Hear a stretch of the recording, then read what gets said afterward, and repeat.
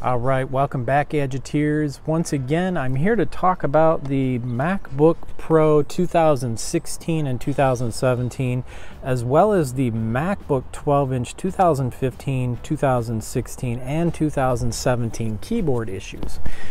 Now, lately there's been a lot of press about the keyboards, and it looks like things are beginning to come to a head.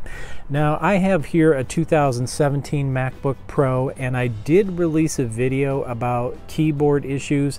I have not had the problem with my keyboard. I just want to clarify that I did talk about in my previous video that I will link below. I have not yet had an issue with the keyboard. The only problem that I have had is a little bit of dust has gotten up underneath the space bar, and you can feel a little crunching.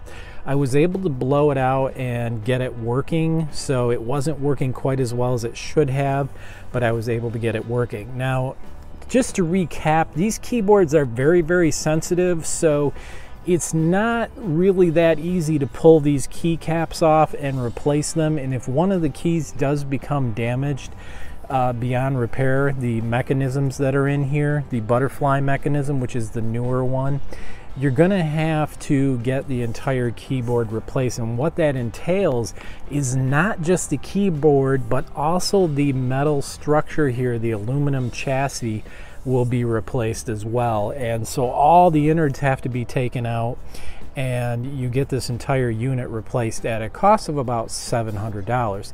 Now, the reason I'm bringing it up again is there are quite a few people that are actually making a call for doing a recall on the MacBook Pro newer models because of the keyboard failure, and they do consider this something that's pertinent and should be done as soon as possible. Commentator Jason Schnell said, "I know that we Apple watchers sit around wondering if Apple will release new laptops with new keyboards that don't have these issues, but Apple's relative silence on this issue for existing customers is deafening. If these problems are remotely as common as they seem to be, this is an altogether defective product that should be recalled." Now, even more concerning is an article from Apple Insider which indicated that back in 2015, when the MacBook 12-inch came out, that immediately there was a failure rate of approximately twice as much over older designs like the MacBook Air or the MacBook Pro 2015. Despite that, Apple released the keyboard into the MacBook Pro design in 2016, and the problem with the keyboards has continued. This does not include touch bar failure. We're specifically comparing failures of the 2014 and 2015 years of the MacBook Pro and the 2016 and 2017 years of the MacBook Pro. Now, keep in mind the 2017, we don't have a complete year yet, so we can't really say whether or not it's going to be worse, but apparently it is slightly better than the 2016. In 2014, the MacBook Pro saw 118 related incidents with keyboard repair that necessitated an uppercase replacement, which is 5.6%. Now, in 2015, out of 1,904 service tickets, 114 related to keyboard replacement, or 6% were actually replaced. For 2016, out of 1,402 warranty events, there were 165 related to only the keyboard and not including the touch bar, for 11.8% of all repairs for that year.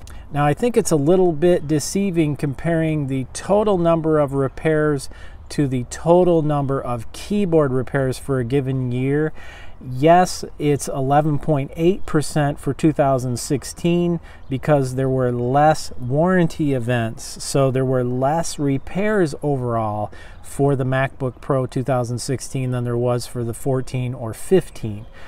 Let's use an example for the 2014. There were 2,120 service events, but In 2016, there are only 1,402 service events, so there's literally over 600 less repairs necessary on the MacBooks. I think it would be better to actually look at just keyboard repairs, and if we do that, we can see that the 2014 MacBook Pro came in with 118, the 2015 with 114, and the 2016 with 165. So given those numbers, 114 for the year 2014, 165 for the year 2016, the actual percentage difference, well, actually increase I should say, is 44.7%. Not 200%. So Apple Insider is saying that the keyboard repairs that are necessary have doubled. That's not quite true. If we strictly look at keyboard repairs from the data set that they collected from the different Genius stores, it shows a difference of about 45%, which is much less than 200%. Now, again, I personally cannot say with my keyboard that I've had any problems except for maybe a little bit of dust under there. So the number one remedy that I always try is getting some canned air and blowing out the affected key. The article that I talked about in the previous video, the writer was saying that when he pressed the space bar, it would basically it would create two spaces, and that was the main mitigating problem. So again, I am curious to hear if you're having problems with your keyboard on your MacBook Pro.